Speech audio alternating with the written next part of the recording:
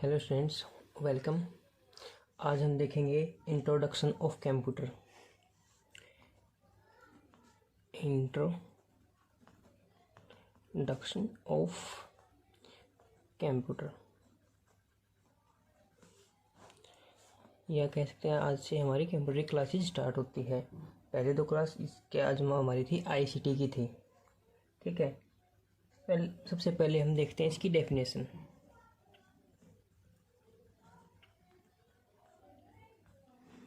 इसकी डेफिनेशन आपने पहले भी पढ़ी होगी और इसकी डेफिनेशन है computer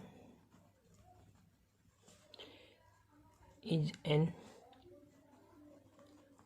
electronic device in which user gives input data या इसको हम शॉर्ट में बोलते हैं I/P and after process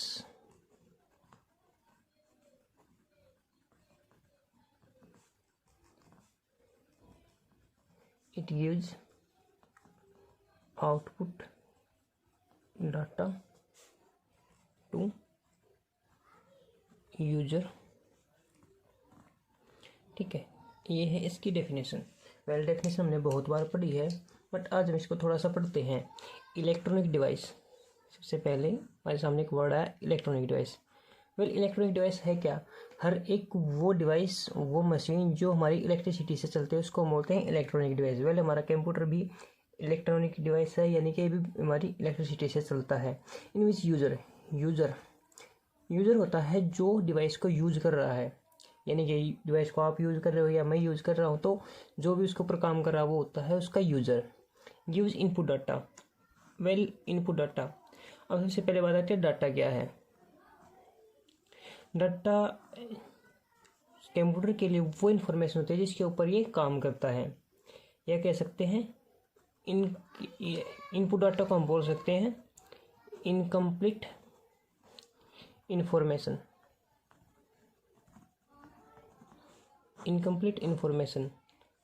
okay, वैसे जो इनपुट डाटा इसका मैंने लिखा था आईपी। आईपी की एक आपको इंटरेस्टिंग स्टोरी बताता हूँ।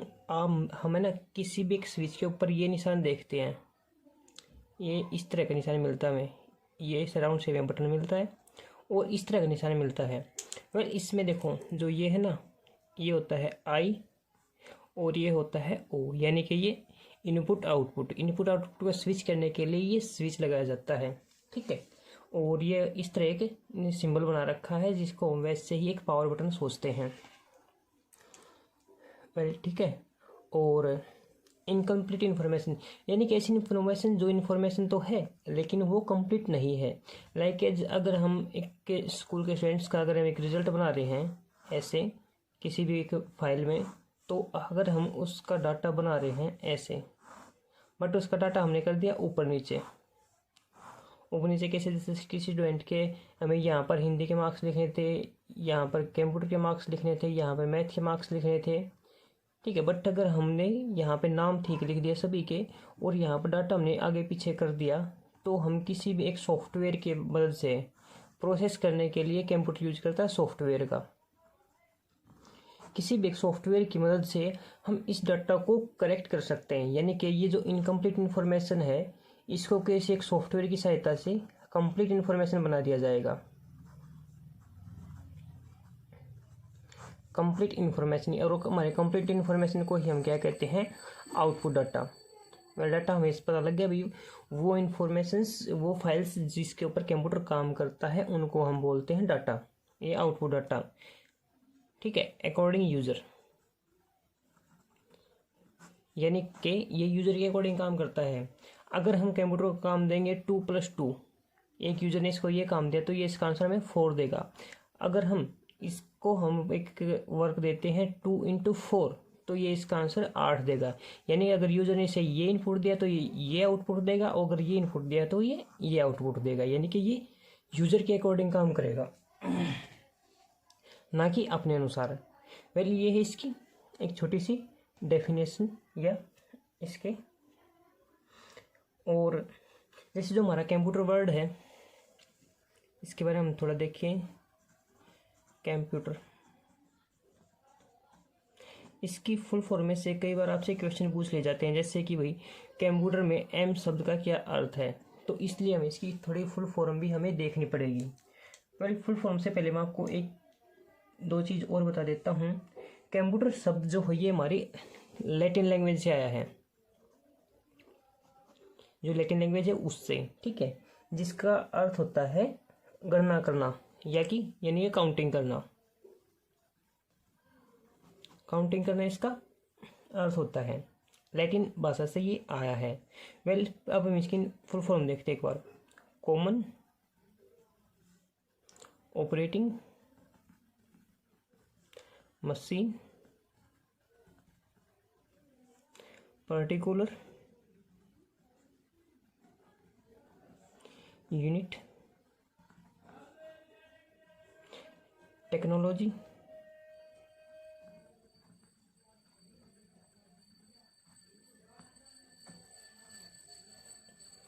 एजुकेशन या एंटरटेनमेंट।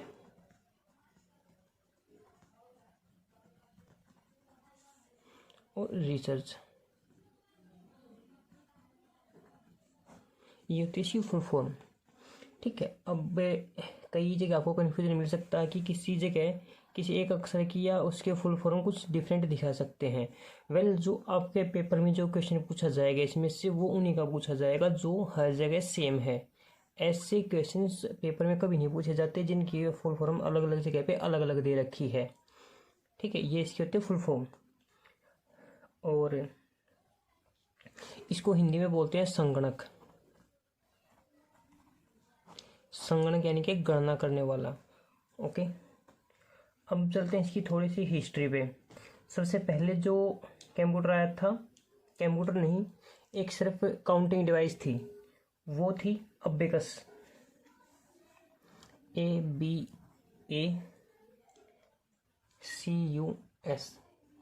अबेकस। वैसे ये कोई कंप्यूटर नहीं था, बट यहाँ से शुरुआत हुई थी। ये शुरुआत था चाइना से 1602 में, ठीक है। ये है ना, सिर्फ एक डिवाइस बनाई गई थी, जो एक गडरिया था वो इसका यूज करता था। ये इस तरह की एक डिवाइस थी जो अपनी वीडियो को काउंट करने के लिए उनका यूज करता था। ऐसे उसमें कुछ वायर लगे हुए थे और वायर के ऊपर ना उसने कुछ इस तरह से डाले हुए थे।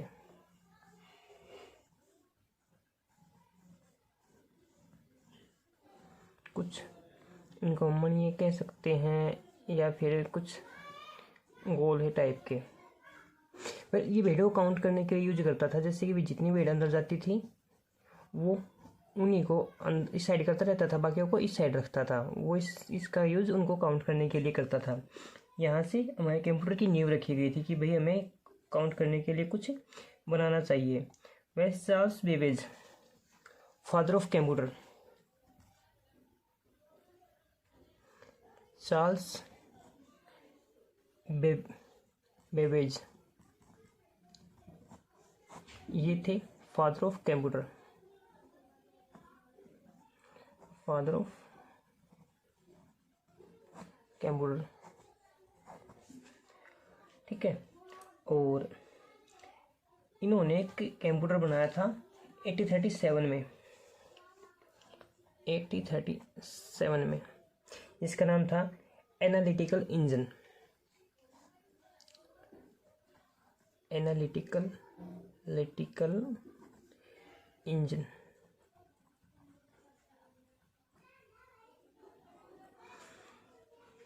ठीक है। और उसके बाद एक बनाया गया था पास्कलाइन कंप्यूटर। और चार्ल्स बेबेज ने एक तो बनाया था एनालिटिकल इंजन, और इसके साथ एक और बनाया था डिफेंस इंजन। ये आप हिंदी में लिखना चाहो तो डिफेंस इंजन, ये भी चार्ल्स बेबेज ने ही बनाया था। इसमें हम जमा, घटा, गुणा और भाग इसमें हम कर सकते थे इस एनालिटिकल इंजन के थ्रू। सो ये कंप्यूटर, पहला कंप्यूटर भी कहा जा सकता है। और जो अबेकस था ये मैंने आपको बताया कोई कंप्यूटर नहीं था, ये सिर्फ एक गणना यंत्र था, गणना यंत्र। ठीक है। और इसके बाद आया था पास्कलाइन। पास्कलाइन आपने पढ़ा होगा कई बार, पास्कलाइन देखो,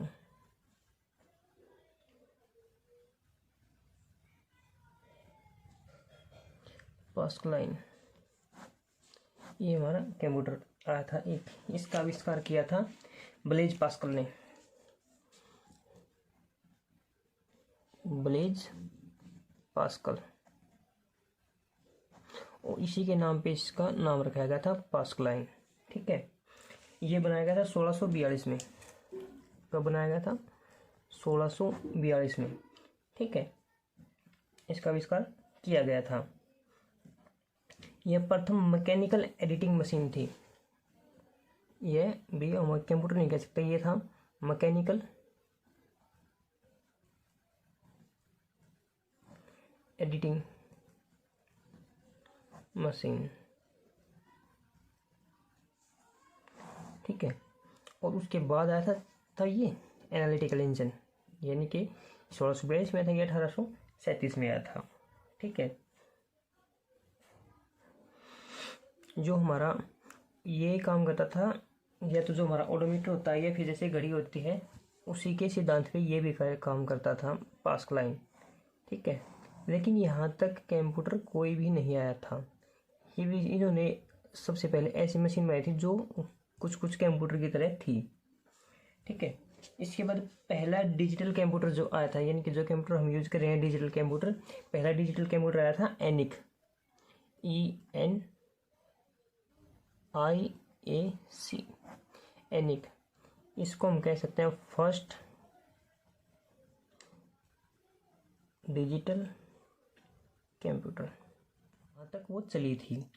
ठीक है। यहाँ हम देखेंगे, अब देखेंगे जनरेशन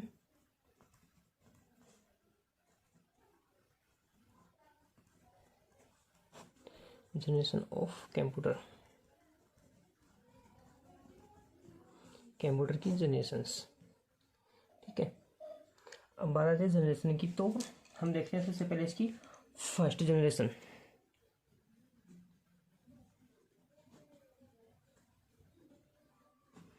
फर्स्ट जनरेशन, इसमें देखो, इसमें जो सबसे मेन चीज होती थी वो थी वैक्यूम ट्यूब।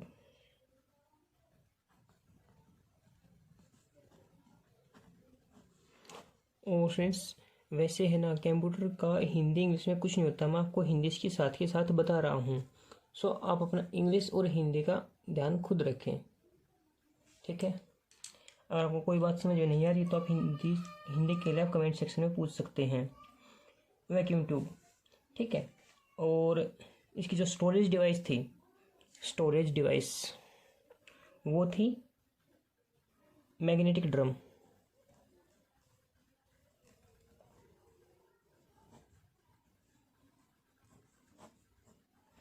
Magnetic drum. और जो इसकी स्पीड थी वो थी मिली सेकेंड में। ठीक है। और इसका ऑपरेटिंग सिस्टम था बैच ऑपरेटिंग सिस्टम।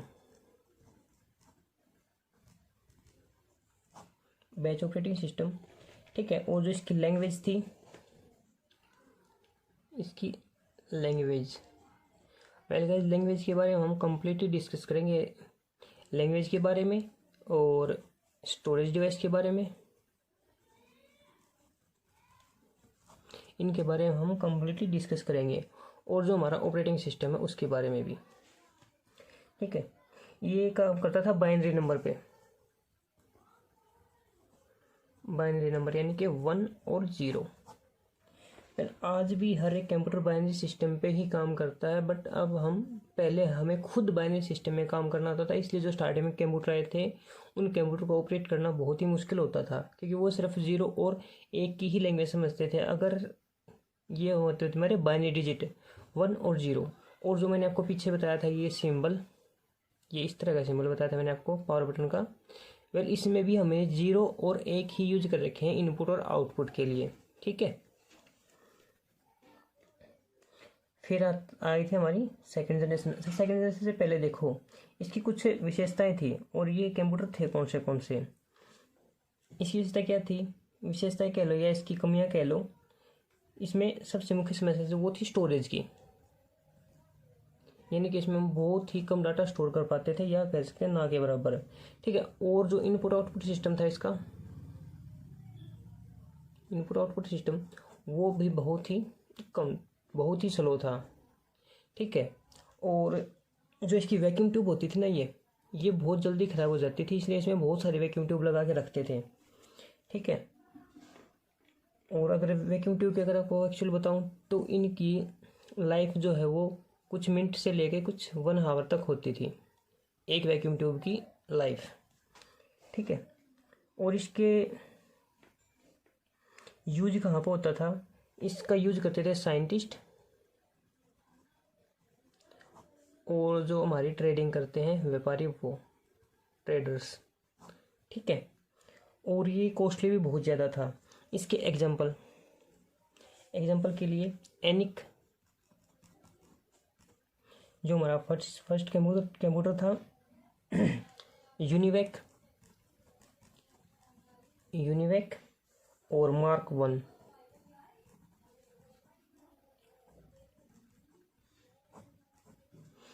वन, ये हमारे इसके कुछ एग्जाम्पल हैं।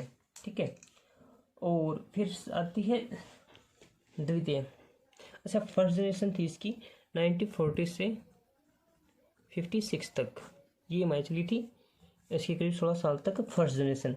उसके बाद आ गई थी सेकेंड जनरेशन। अगर हम सेकेंड जनरेशन की बात करें तो ये चली थी 1956 से 63 तक हमारी सेकेंड जनरेशन चली थी। इसमें वैक्यूम ट्यूब की जगह पे आ गए थे, इसकी जगह पे आ गए थे इसमें ट्रांजिस्टर। ठीक है, जिसकी लाइफ 1 आवर नहीं, इसकी लाइफ कुछ दिनों तक होती थी, 1 डे टू या 4-5 डेज, यानी कि इसकी जो लाइफ होती थी वो दिनों में होती थी, कुछ दिनों बाद ये खराब हो जाता था। ठीक है, फिर अब बताते हैं स्टोरेज डिवाइस। स्टोरेज इसमें जो होता था magnetic core technology, magnetic core technology. Well students, मैं आपको एक बात बता दूं, इसमें जो हमारे क्वेश्चंस पूछे जा सकते हैं वो तो यह आ सकता है कि फर्स्ट जनरेशन में कहाँ कब से लेकर कब तक यूज़ थी, उसमें कौन सी जो स्विचिंग डिवाइस यूज़ होती थी, या फिर उसके एग्जांपल कौन से हैं। ठीक है, या फिर उसका थोड़ा बहुत पूछा जा सकता है इसमें लैंग्वेज कौन सी यूज होती थी।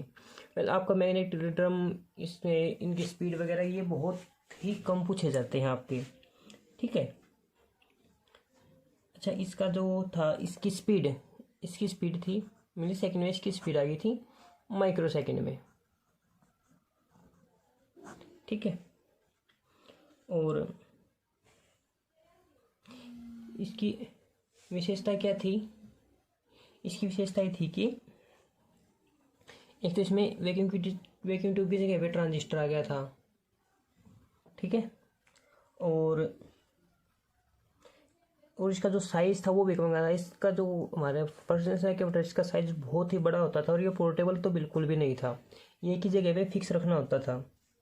ठीक है, और अब इसमें जो है इसका आकार और इसका टेम्परेचर दोनों में बहुत ही कम आ गया था, और एक इसकी से स्पीड भी हो गई थी, इसकी सेकेंड जनरेशन तक इसमें स्पीड बढ़ गई थी, और ये बिलीवेबल भी करने की विश्वसनीय हो गया था कि इसका डाटा कहीं पर जाएगा नहीं।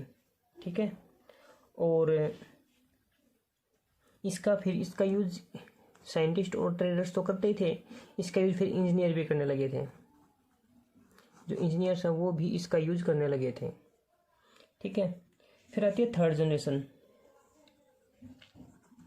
चली थी 63 या 64 से 71 तक। ठीक है, इसमें आ गई थी हमारी आईसी, यानी कि इंटीग्रेटेड चिप। वेल चिप आपने बहुत बार सुना होगा, चिप होते क्या है, चिप पे ना एक सिलिकॉन की डिवाइस होती है। इसकी ये क्वेश्चन कई बार पूछा जाता है कि चिप बनाने में कौन सी मेटल का यूज किया जाता है, तो ये होती है सिलिकॉन की। वेल जैसे हमारे पास है ना बहुत बड़ा सर्किट होता है, जैसे मान लो बहुत सारे वायर हमें ऐसे जोड़ने हैं एक जगह से दूसरी जगह पे, ये वायर यहाँ पर जोड़ना है, ये यहाँ पर जोड़ना है, ऐसे करके हमें बहुत सारे वायर जोड़ने होते हैं। वेल देखो, जो हमारी हमारे पास ना अभी दो चीज़ आती हैं, एक चिप और एक और आता है। चिप में क्या होता है, इसके ना आपको दो साइड ही इसकी पिन मिलेंगे लगाने के लिए, ठीक है। वेल इसमें ना जो इतना बड़ा सर्किट होता है ना, उस सर्किट को बिल्कुल स्मॉल करके इस चीज़ के अंदर फिक्स कर दिया गया था। इस चिप के अंदर भाई ये सर्किट ऐसे काम करेगा, ये सर्किट ऐसे काम करेगा। तो ये फिर हमारी हो गई थी आईसी यानी कि इंटीग्रेटेड चिप या सर्किट, ठीक है। इंटीग्रेटेड चिप नहीं, सॉरी, इंटीग्रेटेड सर्किट।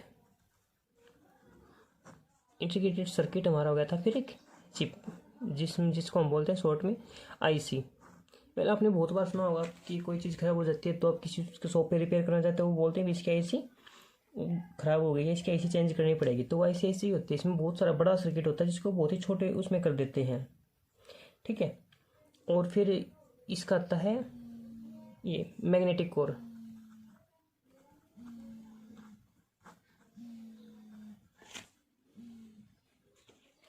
ठीक है।